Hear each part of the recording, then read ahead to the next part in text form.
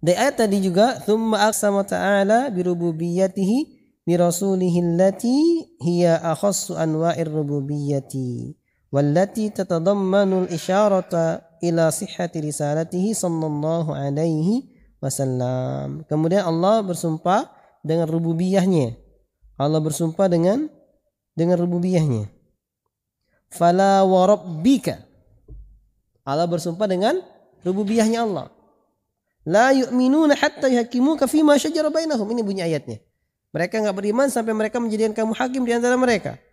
Maka kata Syekh Muhammad bin Shalih Al-Utsaimin rahimahullah, kemudian ayat itu menjelaskan Allah bersumpah dengan rububiyahnya Allah untuk rasulnya. Yang ini lebih khusus. Akhasur rububiyah, anwa'ir rububiyah, lebih mengkhususkan jenis rububiyahnya yang merupakan kandungan mengisyaratkan kepada benarnya risalahnya Nabi SAW. Kenapa? Mereka enggak beriman sampai mengikuti menjadikan kamu sebagai hakim, pemutus perkara mereka. Ayat ini menegaskan benarnya kenabiannya, kerasulan Nabi Muhammad SAW. Aqsama biha qisman muakkidan annahu la yasihul imanu illa bi thalathati umur.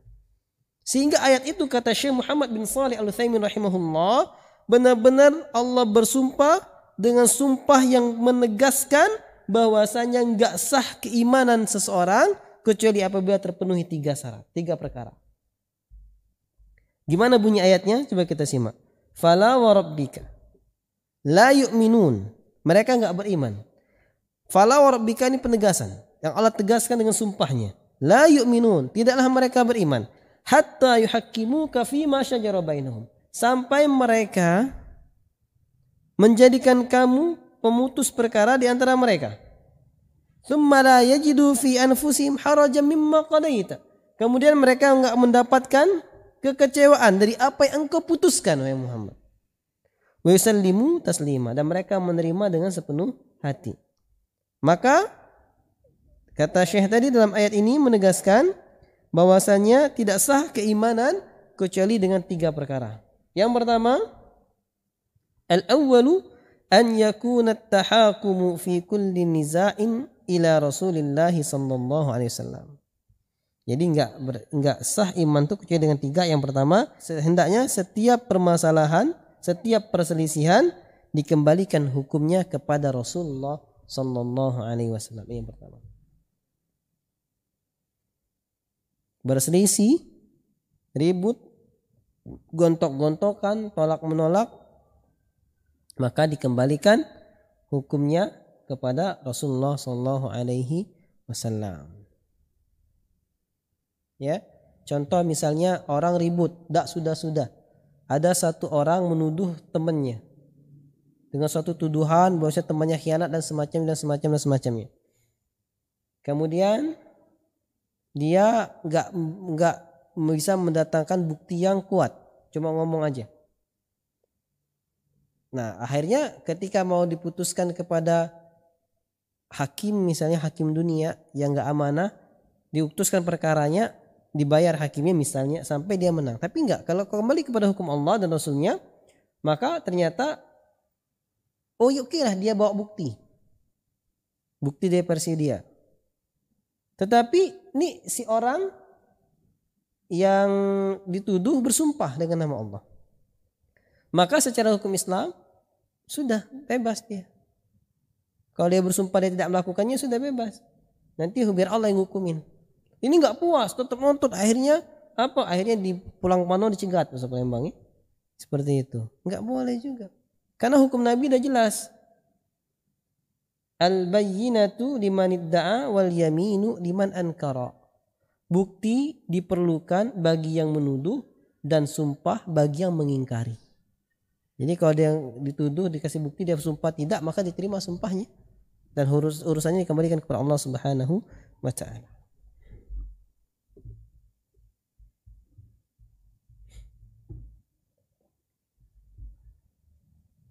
Atsani, perkara yang kedua, ya, untuk membuktikan keimanan seseorang, sah keimanannya, antan syarihas suduru bihukmihi wala yakunu fin nufusi harajun wa dhiqun minhu. hendaknya hati dada menjadi lapang dengan hukumnya Rasul, dengan hukumnya Islam. Jadi keimanan seorang akan benar ketika hatinya menjadi lapang menerima hukum Islam. Dan dia tidak mendapatkan kekecewaan atau kesempitan di hatinya ketika menjalankan hukum Islam. Yang ketiga, ya, sah iman itu apabila an yahsulat taslimu biqabulin min hukmin bihi wa tanfidhuhu biduni tawanin aw inhirafin. Hendaknya tercapailah pasrah menerima apa yang telah dihukumkan dengannya dan mengamalkannya, menjalankan hukum tersebut tanpa dipalingkan, ya, tanpa diselewengkan. Nah, ini untuk bisa membuktikan keimanan itu sah menurut ayat ini yang ditafsirkan oleh Syekh Muhammad bin Shalih Al-Utsaimin rahimahullahu taala.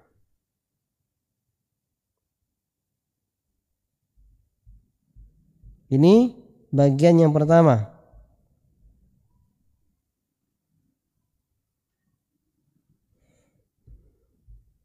Ya. Bagian yang pertama. Bagian pertama tadi apa?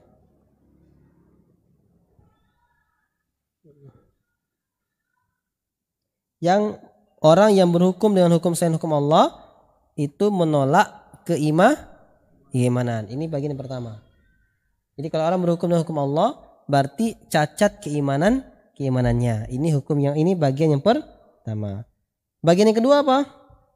Orang yang berhukum dengan hukum Allah maka dia kufur. Bagian yang ketiga, orang yang berhukum dengan hukum Allah maka dia zalim. Bagian yang keempat, orang yang berhukum dengan hukum Allah maka dia fasik. Nah, sekarang adapun bagian yang kedua, wa ammal qismu tsani, adapun bagian yang kedua, ayat di Al-Qur'an ada 4 macam ayat tadi saja dijelaskan yang menceritakan tentang orang yang berhukum dengan selain hukum Allah. Ada ayat yang menyerangkan bahwasanya ini imannya yang masalah. Ada ayat yang menjelaskan bahwasanya dia kufur. Ada ayat yang menjelaskan bahwa dia fasik, dia zalim.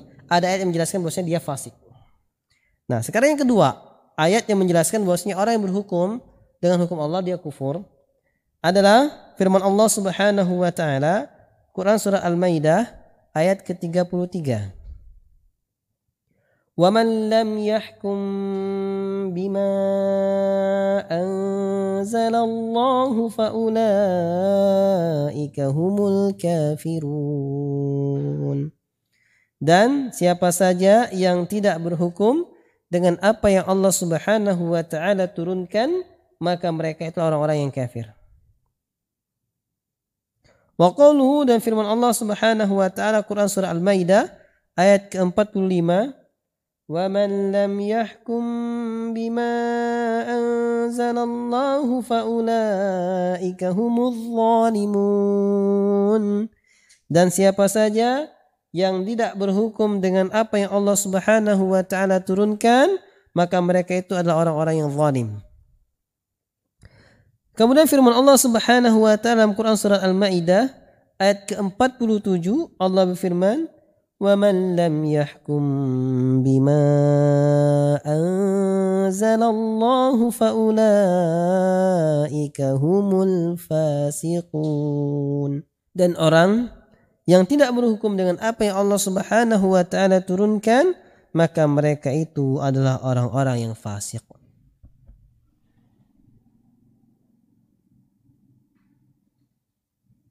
Di sini kalau kita tahu ayat ini aja, 4 jenis ayat, dan bagian kedua sekarang 3 jenis ayat, berarti ketika ada orang yang berpemahaman siapa aja yang gak berhukum dengan hukum Allah, maka dia kafir. Pemahaman ini bisa kita kategorikan pemahaman ini adalah pemahaman yang butuh dikoreksi.